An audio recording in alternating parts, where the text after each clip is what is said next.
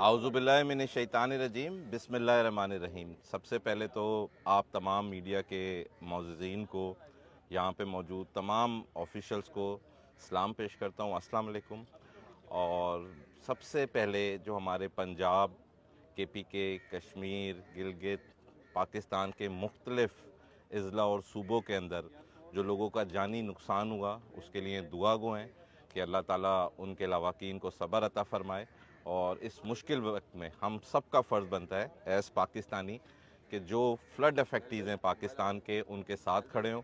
और हुकूमत सिंध ने ना सिर्फ यकीन दहानी कराई है बल्कि हर मुमकिन कोशिश करेगी और हर स्टेज पे शाना बशाना खड़ी होगी तमाम उन सूबों के साथ, तमाम अज़ला के साथ जहाँ पे ये फ्लड की अफेक्टीज़ ने मुतासर हुए। स्टार्ट करते हैं इस वक्त करंट पोजीशन के ऊपर। तो इस वक्त हम सखर बैराज के डाउन स्ट्रीम पे मौजूद हैं और यहाँ पर तमाम तर जो रेलिवेंट डिपार्टमेंट्स हैं उनके रिप्रेजेंटेशन, ज़िला इंतज़ामिया, हमारे rescue 1122, health officials, DHO, plus जो हमारा आपका PDMA के ऑफिशियल्स हैं वो। और हमने एक रेस्क्यू ऑपरेशन को ख़ुद भी मॉनिटर किया और जो बोट्स हैं, जो कंडीशंस हैं, जो इक्विपमेंट्स हैं, उसको भी हमने सारी चीज़ों को खुद फिज़िकली चेक भी किया। और अल्हम्दुलिल्लाह बड़ा एक अच्छा मैकेनिज़्म है जिस पे हम आपको ब्रीफ़ करने जा रहे हैं। लेकिन ब्रीफिंग स्टार्ट करने से पहले जो इस वक्त करंट सिचुएशन है, डेफिनेटली उस पर आपके कंसर्न्स होंगे। तो इस वक्त जो गुड्डू बैराज है, यहाँ पे 3,60,777 आपका जो इनफ्लो है और आउटफ्लो जो है वो 3,45,573। इसी तरह सखर बैराज का 2,80,850 जो है वो इनफ्लो है और जो आउटफ्लो है वो 2,31,500। और कोटरी बैराज का 2,73,844 और आउटफ्लो जो है वो 2,44,739 क्यूसिक है। और जो इनकी कैपेसिटीज़ हैं वो गुड्डू बैराज की 12 लाख, सखर बैराज की 9,60,000 और कोटरी बैराज की 8,05,000। तो एज़ इफ़ नाउ कोई ऐसी परेशानी की बात नहीं है, लेकिन मुख्तलिफ स्पेकुलेशंस भी चल रही हैं, PDMA की तरफ से भी आ रही हैं, सोशल मीडिया पे भी बातें चल रही हैं कि फ़्लड आएगा तो कितना फ़्लड आएगा, उसका क्या लेवल होगा और इसका क्या मैकेनिज़्म होगा। तो एक्सपेक्टेड ये है कि 4 तारीख को सुबह जो है वो गुड्डू बैराज पे अर्ली मॉर्निंग ये जो रेला आ रहा है आपका चेनाब से और झेलम से, जो मैक्सिमम आपका पानी है जिसके ऊपर ख़तरात के इश्यूज़ हैं, तो वो परसों 4 तारीख को सुबह आएगा ट्रिमू से होता हुआ। और ट्रिमू पे अगर इस वक्त हम बात करें तो 4,77,000 क्यूसेक पानी है और इसका ट्रैवल टाइम जो है वो 81 आवर्स है ट्रिमू से आपका पंजनत तक पहुंचने के लिए, जिसको 2 दिन हो गए तो एक्सपेक्टेड है कि पंजनत तक 1 सवा दिन के अंदर पहुंच जाएगा। लेकिन इसमें जो इम्पोर्टेंट चीज़ है वो ये है कि आपका जो रावी और दूसरा सतलज का पानी है वो भी एड इन होगा। तो इस वक्त जो सतलज पे इस्लाम बैराज से डिस्चार्ज रिपोर्ट है वो 84,000 की आपकी टोटल है। और इसी तरह रावी पे जो सिंधाई बैराज से पानी आएगा वो 1,07,129 है।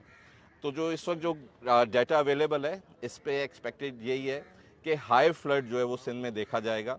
लेकिन हमारी तैयारी जो है वो सुपर फ्लड की है कि किसी भी किस्म की ऐसी सिचुएशन को हम एड्रेस करने की पोजीशन के अंदर हो।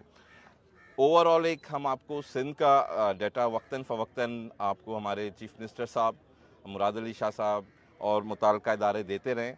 लेकिन जो एक्सपेक्टेड पॉपुलेशन एक्सपोज है वो 1.6 मिलियन यानी 16 लाख के करीब है। और जो विलेजेस हैं जिनको ख़तरा है वो तकरीबन 16,051 विलेजेस हैं। और जो रिलीफ कैंप्स कायम किए जाएंगे और कुछ उनमें से कायम किए जा चुके हैं मेजॉरिटी, वो 948 विलेज कैंप्स हैं। डिटेल सिंध का आपको डाटा दिया, लेकिन इस वक्त हम जो मेन फोकस है आज की इस प्रेस कॉन्फ्रेंस का, एक तो डिवीज़न सखर और जो इस सखर और गुड्डू बैराज के जो ये कंसर्न एरिया हैं।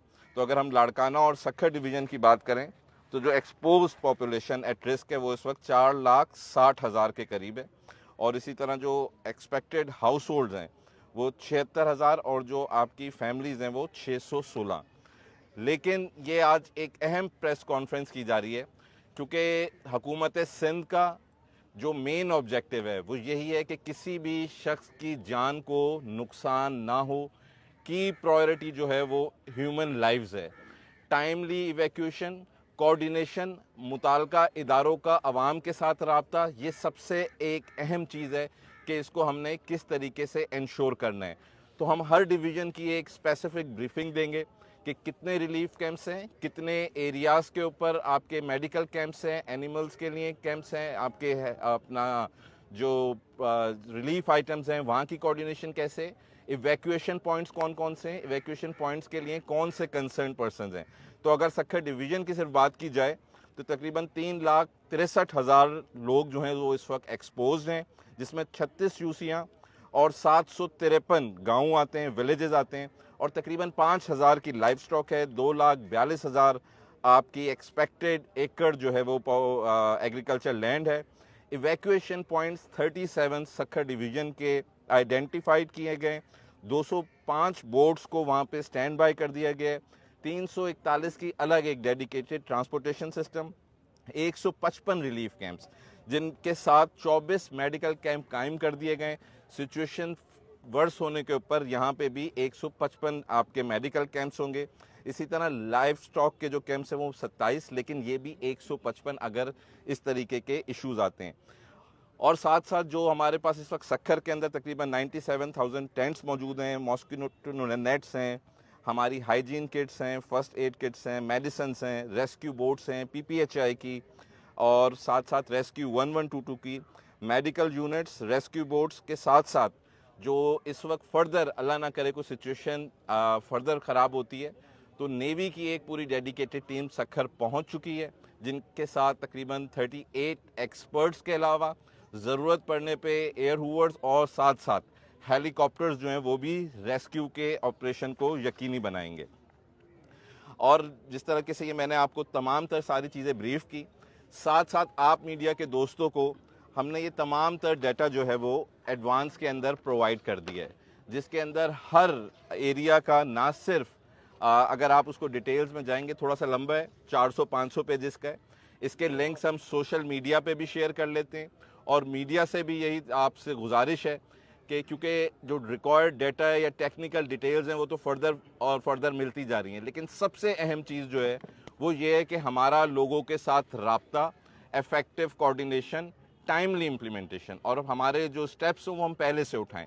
तो अकॉर्डिंगली जो इवैक्यूएशन पॉइंट्स जिस तरह हमने कहा 37 आइडेंटिफाई किए गए, तमाम तर इवैक्यूएशन पॉइंट्स के GPS कोऑर्डिनेट्स, उनके जो कोऑर्डिनेटेड पर्सन है जो कि आपके रेस्क्यू 1122 बोट्स, ज़िला इंतज़ामिया के साथ कोऑर्डिनेशन में, और लोगों को रेस्क्यू करके किस तरीके से रिलीफ कैंप्स तक पहुंचाना है, पूरा मैकेनिज़्म उनके पास है। तो ये प्लीज़ आप लोग अपने सोशल मीडिया पे भी शेयर करें। हमने ज़िला इंतज़ामिया ने सब ने मिल के कोशिश की है कि आवाम तक ये ज़रूरी इंफॉर्मेशन टाइमली प्रोवाइड कर दें। साथ साथ पूरा एक मैकेनिज़्म बनाया गया है लाइफ स्टॉक की मूवमेंट के लिए, जिसके अंदर बड़ी प्राइवेट बोट्स हायर की गई हैं कि ताकि जो लोगों के लाइफ स्टॉक हैं, जानवर हैं, उनका ख्याल किया जा सके। मोबाइल आपकी एम्बुलेंसेस, अल्लाह ना करे किसी बच्चे को भी बर्थ करना है तो जो माशाल्लाह 1122 की बड़ी अच्छी अभी हमने देखी है एम्बुलेंस, आप भी देखें, ventilated, fully equipped with human resource and doctors, वो भी है। तो कोई इमरजेंसी सिचुएशन उस हवाले से आती है तो वहाँ पे भी ज़रूरत पड़ने पे राशन या खाने का इंतज़ाम, लेकिन ज़रूरत पड़ने पे। अक्सर ये भी सवाल हो रहा है कि फुल फॉर इवैक्यूएशन क्यों नहीं कराई जा रही। फुल फॉर इवैक्यूएशन इसीलिए नहीं कराई जा रही ताकि हमारा जो इवैक्यूएशन प्लान है या जो रिलीफ मैकेनिज़म्स हैं वो चीज़ें कोऑर्डिनेटेड रहें। ऐसा ना हो कि पूरी इंतज़ामिया का, तमाम ऑफिशल्स का जो इंटायर फोकस है वो एक तरफ चला जाए और जो बहुत सारी ज़रूरी चीज़ें वो वक्त से पहले करने लग जाएं और अल्लाह ना करे लोगों को नुकसान हो। अक्सर सवालात में ये भी आ रहा है कि जो कच्चे के एरिया हैं, तो कच्चे के एरियाज़ के अंदर ये एक रूटीन हर साल सैलाब आता है जिसके अंदर नकल मकानी होती है और ज़िला हुकूमतें उनके साथ एक कोऑर्डिनेशन के अंदर होती हैं। लेकिन इस वक्त एज़ ऑफ टुडे जो हमने आपको डाटा प्रोवाइड किया, फिगर प्रोवाइड किया, हमारी तैयारी जो है वो सुपर फ्लड की है।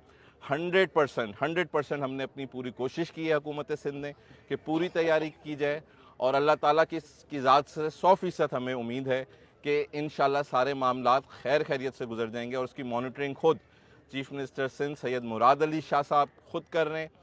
जो हमारे बैराजेज़ हैं, सखर, गुड्डू, कोटरी एज ऑफ टुडे या जो आने वाला जो फ्लड का रेल है, इन बैराजेस को अल्हम्दुलिल्लाह कोई ख़तरा नहीं है।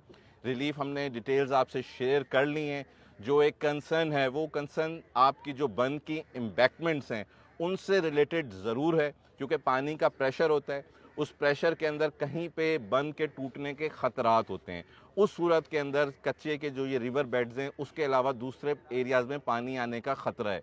उसके हवाले से भी आपको बताते चलें कि सीएम साहब की डायरेक्शंस पे और मिनिस्टर इरिगेशन जाम खान शोरो साहब इस चीज़ को पर्सनली इंश्योर कर रहे हैं कि हर एक माइल के ऊपर एक डेडिकेटेड मॉनिटरिंग टीम बना दी गई, उसको लांडीज कहा जाता है, कि जो भी वीक पॉइंट्स आइडेंटिफाई हो रहे हों उनको फिल फॉर स्ट्रेंथन कर दिया जाए। और माजी के अंदर भी ये पूरा साल काम चलता रहा। जो वीक पॉइंट्स थे, वीक इम्बैंकमेंट्स थी, उनको ना सिर्फ स्ट्रेंथन किया गया है, जो रिक्वायर्ड उधर आपकी रिसोर्सेज थी वो प्रोवाइड की गई हैं। और हमें अल्लाह ताला से पूरी उम्मीद है कि सब खैर खैरियत से होगा। लेकिन एक बार फिर आपसे गुजारिश यही होगी कि मीडिया के तवस्सुल से, सोशल मीडिया के तवस्सुल से जो इवैक्यूएशन पॉइंट्स के जीपीएस कोऑर्डिनेट्स हैं वो ज़्यादातर लोगों को बताएं, जो फोकल पर्सनस हैं उनके साथ राब्ते में आ जाएं। डिवीज़न सक्खर की अगर बात करें तो सक्खर, खैरपुर, घोटकी तीनों अजला के अंदर आपके दफातर कायम कर दिए गए हैं, कमांड सेंटर, कंट्रोल सेंटर, जो तमाम इदारों के साथ कोऑर्डिनेटेड हैं। और अल्लाह ना करे कोई सिचुएशन जो है मज़ीद ख़राब होती है तो उसके लिए आर्म फोर्सेस भी जो हैं वो हुकूमत सिंध के साथ राब्ते में हैं।